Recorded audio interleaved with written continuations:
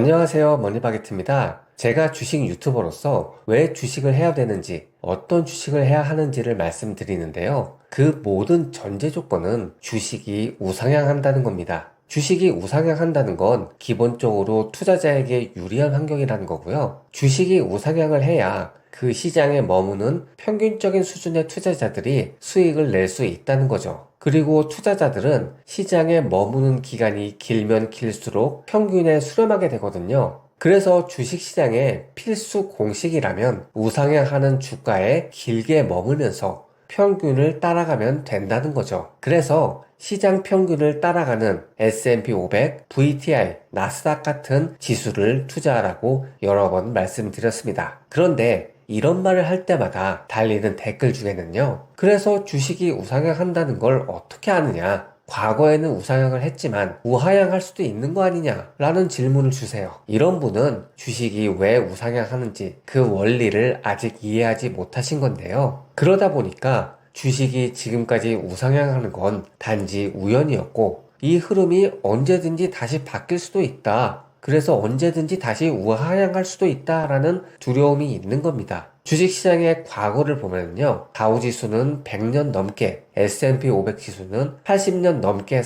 상승해왔는데요. 이 긴 기간 동안 모든 지수가 꾸준히 같은 현상이 이어졌다는 건 절대 우연이 아닙니다. 그래서 오늘 이런 분들께요. 주식시장이 우상향할 수밖에 없는 그 원리를 알려드리려고 합니다. 분명 시장을 그렇게 밀어 올리는 요인이 있는 거죠. 주식시장을 우상향시키는 건 올라가는 물가와 늘어나는 돈이거든요. 만약 주식이 우상향에서 우하향으로 바뀌려면요. 물가가 계속 내려가고 돈이 계속 줄어들면 돼요. 그럼 물가, 돈, 주식시장 이 셋의 관계가 어떻길래 그런 건지 하나하나 설명해 드리겠습니다. 우선 돈이라는 건요. 세상의 모든 재화와 교환하기 위한 수단이에요. 돈으로 교환이 불가능한 재화는 세상에 없죠. 그럼 이론적으로 세상의 모든 돈의 가치는 전 세계 모든 재화를 살 수 있는 가격이랑 같아야 됩니다. 그런데 재화는 꾸준히 생산되고 멸실도 되잖아요. 그러면서 그 양이 늘었다 줄었다를 반복하는데요. 물가가 내린다는 거는요. 세상의 재화가 너무 많이 생산이 돼서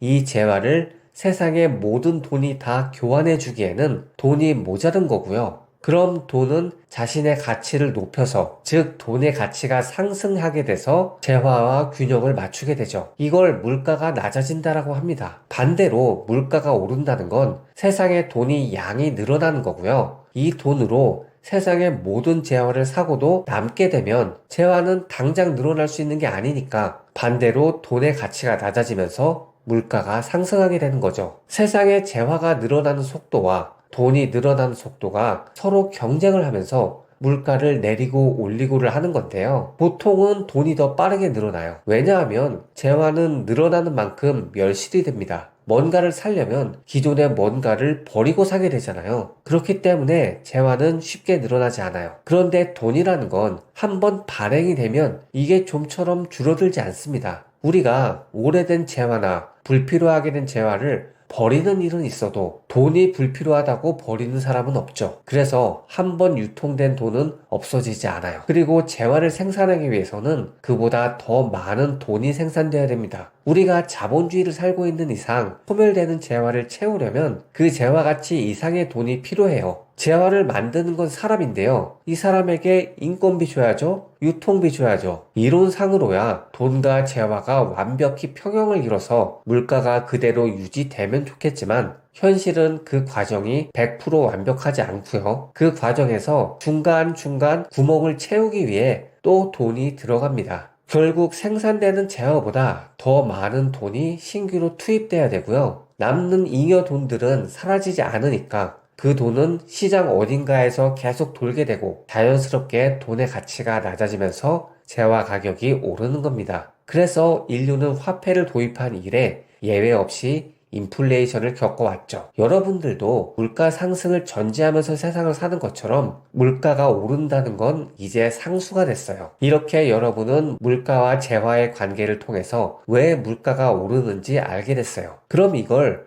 주가랑 연동시켜서 보자고요. 물가가 오르면 기업에 들어가는 돈이 그만큼 많아지죠. 그럼 기업의 이익이 늘어납니다. 기업이 갖고 있는 현금이 늘어나고요. 갖고 있는 자산의 평가 가치가 올라갑니다. 그러면 우리가 주가를 평가할 때 부여하는 PBR 공식에 의해서 주식의 가치가 올라가죠. 물론 주가를 결정하는 요소는 기업의 본질적인 절대 가치 말고도요. 다른 기업과의 경쟁에서 얼마나 잘할 건지, 얼마나 더 주주 친화적인지를 가리는 상대적인 요소도 있습니다. 어떤 기업은 장사를 너무 못해서 물가가 상승하는데도 매출이 줄어들고 시장에서 인기를 잃을 수도 있죠. 하지만 이건 상대적인 평가이기 때문에 이 기업이 못하는 만큼 다른 기업의 매출이 늘어나고 시장에서 인기가 높아지겠죠. 그래서 결국 상대적인 평가는 멀리서 보게 되면 절대적인 가치에 수렴할 수밖에 없어요. 우리가 생각할 수 있는 상대적인 평가 중에 경기도 상대적으로 좋다, 나쁘다를 말할 수 있잖아요. 지금처럼 미국의 실업률이 올라가고 공장 가동률이 떨어지면서 경제 침체가 온다고 우려되고 있는데요. 그러면서 최근에 주가가 많이 내려갔죠. 이건 돈이 갈 곳을 잃는다는 건데요. 그렇다고 해서 이 돈이 없어지진 않아요. 하다못해 은행이라도 돈이 보존되게 됩니다.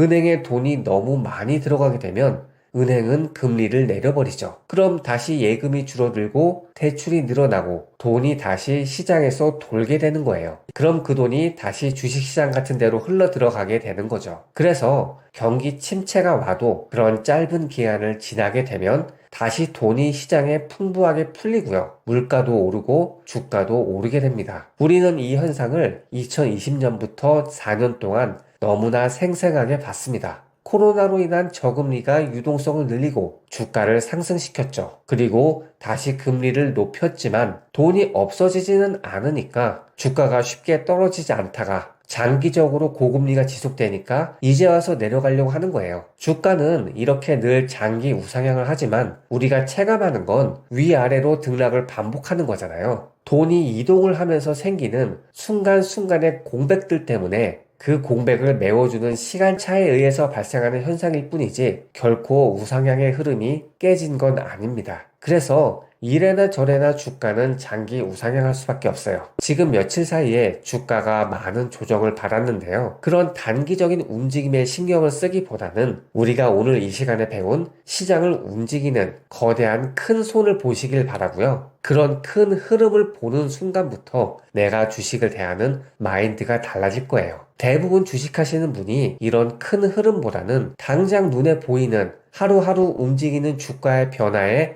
더 민감할 수밖에 없는데요. 이게 주식으로 돈을 버는 사람과 벌지 못하는 사람의 차이예요. 여러분이 오늘 설명드린 주가가 우상향하는 원리를 이해하고 거기에 맞는 장기적인 안목에 투자를 한다면 반드시 주식으로 돈을 버는 사람이 될 수 있습니다. 그러려면 오늘 배운 주식의 장기 우상향에 대한 원리를 이해하는 게 선행 조건이 되겠죠. 그걸 이해한 다음에 이런 우상향 흐름 속에서 중간중간 발생하는 공백을 메우는 내 판단이 들어간 액티브한 투자를 하시면 되는 거고요. 그런 부분은 내가 시장에 관심을 갖고 금리, 물가, 국제정세, 기술 동향 이런 것들을 계속 공부를 하면서 자신이 아는 만큼 내 투자에 접목시키면 돼요. 이 모든 것들이 주가 우상향이라는 기본 원리를 이해한 기본 바탕이 된 사람만이 할 수 있는 거죠. 이런 기본이 안 된 상태에서 아무리 주식을 공부하고 경제를 공부해봐야 그 투자는 결국 투기로 빠질 수밖에 없습니다. 우리가 적어도 화폐 경제 속에서 자본주의를 살고 있다면